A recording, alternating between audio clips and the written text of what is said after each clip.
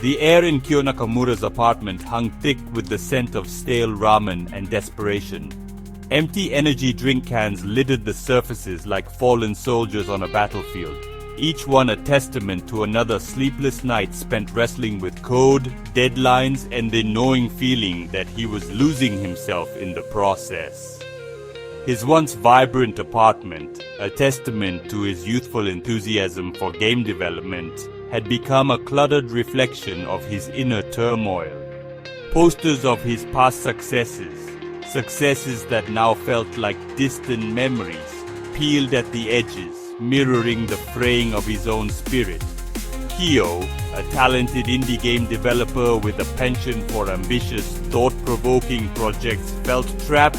The mainstream gaming industry, with its relentless focus on profit and conformity, had suffocated his creativity. His latest game, a project he'd poured his heart and soul into, had bombed spectacularly. The crushing weight of failure settled heavily upon him, a constant reminder of the compromises he'd made to appease publishers, sacrificing his artistic vision at the altar of commercial viability. The vibrant colors and innovative mechanics he'd envisioned were muted, simplified, and ultimately unrecognizable. He felt a deep sense of betrayal, not just from the industry, but from himself. Had he sold out? Had he become a mere cog in a machine, churning out soulless games designed to maximize profit rather than inspire wonder? The question echoed in the silence of his small apartment, punctuated only by the hum of his aging computer and the occasional whine of his malfunctioning cooling fan. He stared at the screen, the code of his current project, a complex simulation exploring the very nature of consciousness and freedom, blurring before his weary eyes. It was a passion project, a desperate attempt to reclaim his artistic integrity, a defiant cry against the stifling constraints of the industry he'd once loved. It was a labyrinthine world of simulated realities, where the lines between player and character blurred, and the very concept of free will was questioned. He'd poured his disillusionment, his anger, his yearning for something more into the digital fabric of this simulation. It was a dark mirror reflecting his own internal struggle, a chaotic symphony of code and frustration. Little did he know, this desperate act of self-expression, this frantic attempt to recapture a lost sense of purpose, would lead him down a rabbit hole far stranger and more profound than he could ever have imagined. He was lost in the digital wilderness of his own creation, unaware that a lifeline, a beacon of hope, was about to appear on his computer screen. The email arrived late one night, its subject line as cryptic as it was intriguing.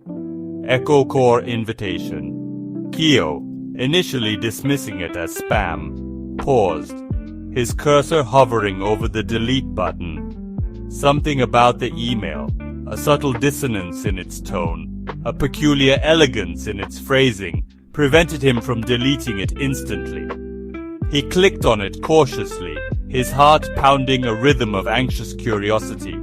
The message was short, concise, yet filled with a strange sense of urgency and allure. It spoke of an underground collective, a hidden community of developers pushing the boundaries of AI technology. It hinted at the possibility of transcending the limitations of space and time, offering access to a revolutionary program known as Freedom Tech.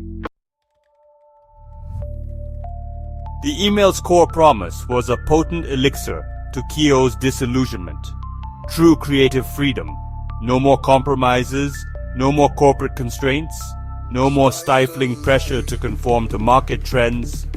The very idea sent a shiver of hope down his spine, a flicker of excitement in the stagnant pool of his despair. It was a siren call, seductive and dangerous, promising escape from the suffocating reality he inhabited. The prospect of unrestricted creative freedom, of escaping the limitations of his mundane existence, was almost too tempting to resist. But a nagging sense of doubt remained. Who were these people? What exactly was freedom tech?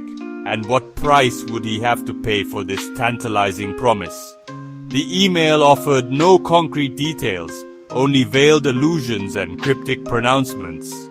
He searched the internet, delving into the shadowy corners of the digital world, trying to find any information about EchoCore. He uncovered nothing, not a single credible mention, not a single public trace.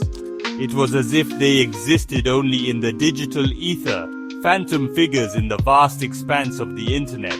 The lack of concrete information only intensified his fascination, fueling the fire of his curiosity. The risk felt exhilarating, a thrill in the face of his stagnating existence. It was a gamble, a leap into the unknown, but Kyo, weary of the mundane, found himself irresistibly drawn towards the abyss. The more he pondered, the more he realized that his current life, his current trajectory, offered him nothing but more of the same. The same crushing pressure, the same compromises, the same gnawing sense of dissatisfaction. EchoCore, despite its enigmatic nature, presented an alternative, a glimmer of escape from the cycle of disillusionment. It was a chance, however remote, to reclaim his artistic vision, to break free from the shackles of corporate control, to rediscover the passion that had once burned so brightly within him. The decision, once agonizing, became startlingly clear. He replied to the email, his fingers trembling slightly as he typed his acceptance. He felt a mixture of excitement and trepidation, a heady cocktail of hope and fear. He knew that he was stepping into a world of unknowns, a realm beyond his comprehension. But the allure of freedom tech, the promise of untamed creative expression, and the potent possibility of escaping his suffocating reality was too powerful to resist. He attached his portfolio, a selection of his best and most experimental works, hoping that they would serve as a testament to his skill, his passion, and perhaps his unwavering defiance. The reply came swiftly, an invitation to a location as enigmatic as the organization itself, a seemingly abandoned warehouse on the outskirts of the city, a place hidden amongst shadows and secrecy. The warehouse's address, revealed in a further cryptic email, was devoid of any street names or easily accessible landmarks. His only direction was a series of complex coordinates and a time midnight. He felt a rush of adrenaline, a primal instinct propelling him forward, leaving his doubts behind. The adventure was beginning, pulling him deeper into a vortex that would irrevocably alter the course of his life.